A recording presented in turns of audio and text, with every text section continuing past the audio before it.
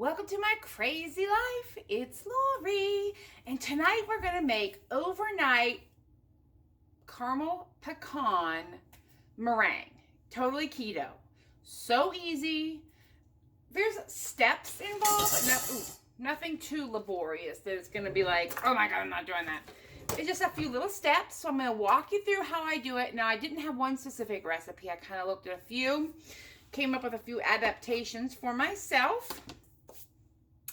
And yeah, I'm chopping nuts. So let me flip this around, but I will say you can make this any flavor you want. The base is going to be the meringue. What you choose to add to it is on you. So hang on, I'm gonna adjust and we're gonna cook. Hold on. Okay, first things first, you need a mixing bowl. Glass is probably preferred, but this is what I have. You're going to need some type of flavoring. I have some caramel here. Vanilla works as well, but I have caramel. 2 eggs. Now, I didn't have time to get mine to room temperature, so I'm soaking them. They're just sitting in some warm water. And I'm going to drain that out now because they're probably ready. So you either leave your eggs out to come to room temperature, or you sit them in warm water. So I have my flavoring. What I've done here, let me turn the oven or the stove on. I took a bag of pecans from the Dollar Tree. Let me show you. And it's 1.25 ounce, about a half a cup. This was $1. You could buy, if you have your own, that's perfect, but I didn't, and I didn't want to buy a ton, so these worked out. We're going to toast them in a dry skillet. Dry is the key here. No oils and nothing. Now, you're going to want to watch these because nuts can go from raw to fried and burnt in like seconds. And what you're going to use is your nose. Your nose is going to tell you when these are ready. Okay? So get that off the counter. The other, and I'm just going to let them come and warm up. The other thing you need is some type of sweetener. I have my Lakanto monk fruit sweetener. I store it in this Dollar Tree container. It's very coarse. It's a classic sugar, so it's considered like, regular white sugar.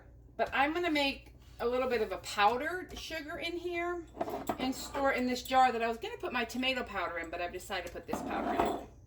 So I'll mute you here because this is super loud. But what I have is my little tiny food processor. I think it holds 2 cups, 3 cups. And I have just a regular blade in there, and I have a little under about a cup of this sugar. So I'm going to grind it up because it will not dissolve all the way in the meringue. You don't have to do this step if you don't have powder, which you can get powdered swerve. I don't have powdered, and I don't like swerve, so I have Lakanto, but you can just do it the same, but it might be gritty. And the oven is heating to 350. So let me do this. I want to show you. And all I'm doing is breaking down the sugar crystal. Okay. You can see it coming out. So that works out perfect. I need to get my hands on a bigger food processor, but for now. And so it's not completely powder, but hopefully it's broken down better. Let's see if we can get a comparison. I don't know. We'll see. If you can see the difference. Oopsie. I'm not thinking you can, but what do I know? So it broke it down a little bit, and hopefully that will help it dissolve. I could let it run longer to make it a powder, but nobody has time for all of that. So I'm going to do this, try to do this as not messy as possible. And like I said, all I'm trying to do is keep it so it doesn't, or so it dissolves. There. Perfect. I'm a little stuffy, so I'm trying to keep a close eye on that. So now I'll just store that in my refrigerator, and it's more of a powdered sugar. Now, Did you hear the crunch? I sure did. I'm just gonna wipe up that little bit. The other supply that I'm using is a piping bag. I have these. This is a 16-inch. You do not have to use a piping bag by any imagination. You can use 2 spoons. You can use a scoop. I'm a little crazy, so this is what I'm doing. Oh, and you need a sheet lined with parchment paper. They're almost toasted. And what the toasting does is it releases some of the oil so the flavors develop and you get more of a nutty taste in your bowl. Now we are going to attempt to separate some eggs here. I've got 2. I need 2 egg whites. When they're at room temperature, it's so much easier. And I just go back and forth till the white comes off. There we go. And my cream of tartar, I'll have to reach for that. I can save those egg yolks, but this is just 2. I'm not going to worry about it today. You can also use your hands to do this. Just hold this in your fingers and let the yolk stay. I'm going to wash up. And let the whites go through your fingertips. Totally can do that as well. All right, I got to reach above your head, so 1 second. All right, the nuts I could smell, so I took those off. And we're going to use, I don't have one on here, 1/8 of a teaspoon of cream of tartar. So it's about half of this 1/4 of a teaspoon. So just a little bit. It just helps stabilize it for you. I'm going to whip the eggs and then add the sweetener and my drops of caramel after I get them beat up and some peaks forming. And I will mute and speed this along as well.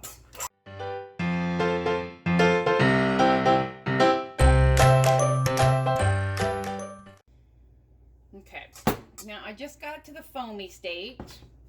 I'm gonna put a tablespoon of sweetener in, and I think that will be plenty. But we can always taste it and see if I need more sweetener after. Now, this stuff is pretty potent. This is Silver Cloud Caramel. So I'm just going to get a couple droppers full, like a couple drops. Literally like 4 drops, 5 drops. That's all I'm putting in there of this caramel. Put the lid back on this. And now we're going to keep it.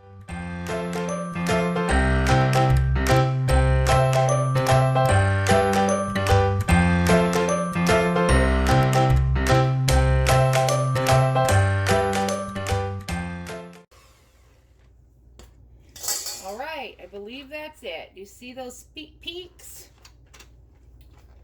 So we're going to take those off. And I'm not sure if you can tell, but it got white and shiny. Let me get these beater heads off. Get everything out of our way.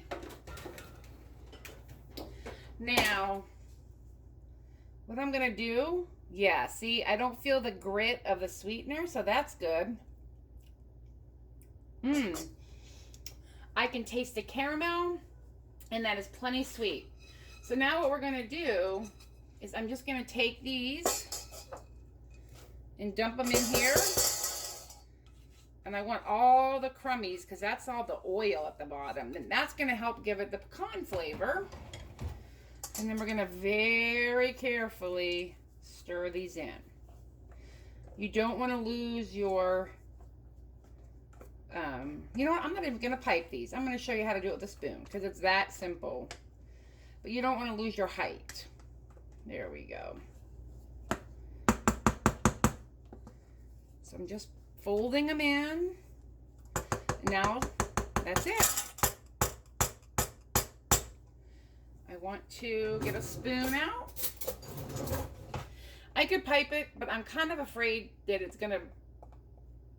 I'm going to lose my volume. So, Bring them over here. I'm going to bring this here, and I'm going to bring in. And all I'm doing is taking a scoop and laying it on the parchment, just like that. Oops. Nothing dramatic. And not too big. I want these, you know, a smallish serving. And then what I'm going to do is stick them in the oven. Oops. The oven has been warmed to 350, right? So I'm going to put these in the oven, and then I'm going to turn the oven off. And it's going to stay all night long in that oven. And as the oven cools, it's going to, these are going to dry out. Because that's the goal here, is to dry them out. And that's what makes them crunchy and crispy. And if you're on keto, you know how difficult it is to have a crunchy cookie.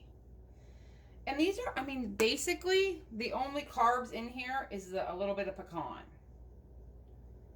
Now, I have a lot more of this left than I have room. So I'm going to make some of them a little bigger.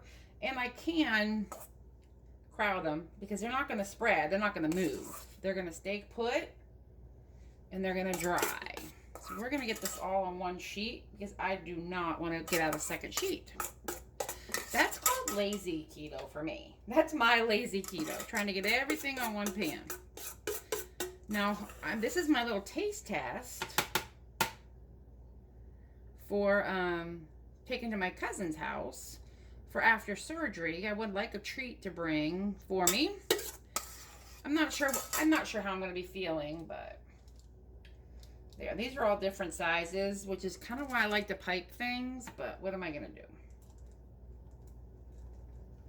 And I'm just trying to flatten them down a little bit. There we go. Caramel pecan meringues. And I will show you in the morning when they come out of the oven. Oh, I'm so excited. Here we go, friends. The meringue. It's 8:45 the next morning. The oven temperature is mildly warm, but not warm at all. I mean, not even touching it. And they're done. Look at them. All right, I'm gonna get them out and plate them up. Oh, they are meringue-ish. Listen. Let's see, sorry. They're delicious looking. All right, we'll try them. Hi everybody, I've got the meringue cookies out. If you can see them, I'll show you what they look like. They are absolute clouds of air. I don't know if you can hear that. There is no moisture in these whatsoever. I turned down the oven to 350, warmed it up while I made the meringues, put them on a pan, and then, that was a pecan. Put them in the oven and turned the oven off and let them sit all night. And they dried out. And they even have a little bit of a brown top on them, which is nice. So I will tell you, I'm going to do this over a plate. Look at the texture. I mean, it is so dry and airy. I have never had a meringue turn out this good. Now, it just melts in your mouth. So you got that crunchy texture initially, then it melts with this little sweetness, and then the crunchy pecans obviously hold their crunch, and a little hint of caramel from the extract that I put into it. The sweetness is perfect. 1 tablespoon of mine per 2 egg whites, and the 5 drops of caramel, and then my crushed up pecans. If I did anything different next time, I would grind the pecans more to get a little more of that pecan flavor throughout. But I mean, honestly, they're just crumbly. Melt and crunch. Oh, they're addictive, I'm not gonna lie. I would definitely make these, and you'll want to store them in an airtight container if there's any left. I know. They're so good. So I hope you try these. And if you do, like, comment, share, comment below. Tell me what you think if you're going to make them. And have a good one. Bye. So good. Bye.